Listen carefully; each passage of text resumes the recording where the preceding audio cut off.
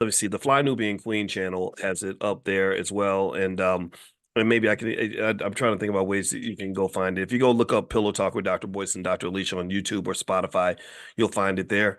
And so as we were kind of talking about this, and my wife is a therapist, and her doctorate's in social work.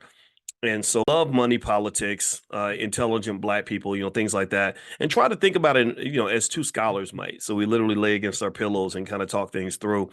And sometimes we don't agree. And in this case, this was no different. We didn't agree on everything, but we learned from each other, right? And so as we were talking about this, as I was thinking about Diddy, and in case you don't know the whole thing that's going on with Diddy, is that Howard University is having to really backpedal and kind of back off their relationship with Diddy because of all of his allegations and everything else.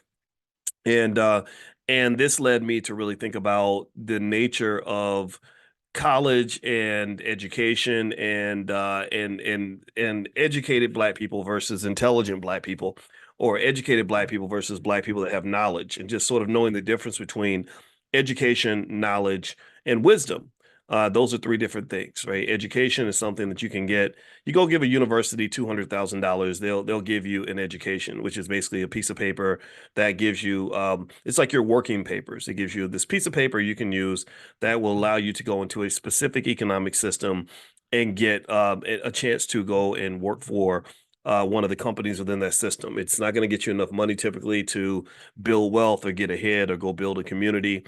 Right. In fact, most college graduates, unfortunately, don't have the skill to build anything. They can't go and create an economy. They can go be a part of an economy. Right. Those are two different things. There's a difference between knowing how to ride in a car versus knowing how to drive a car versus knowing how to actually design and build a car. Do you understand the difference? Let me know if you know the difference between those three things, right? If I ride in the car, then I'm going to go wherever the driver takes me. If I ride in the car, then I can't really dictate where this car is going to go. Now I can then maybe drive the car, which means I'm the boss. I become the HNIC. I'm the HNIC. I'm running this thing. I'm driving this thing. But even then, my power is somewhat limited because the people who actually get to decide where the car is going to go, it's not me. It's the person who owns the car. Do you understand? So the person who owns the car, they get me on the bat phone and they say, "Okay, Boyce," and I say, "Hey, I'm gonna drive the car to the hood. I'm gonna go to the hood today. We're gonna go back to the hood and pick everybody up in the hood." And the driver calls and says, "No, Boyce. Now that's not what we agreed upon.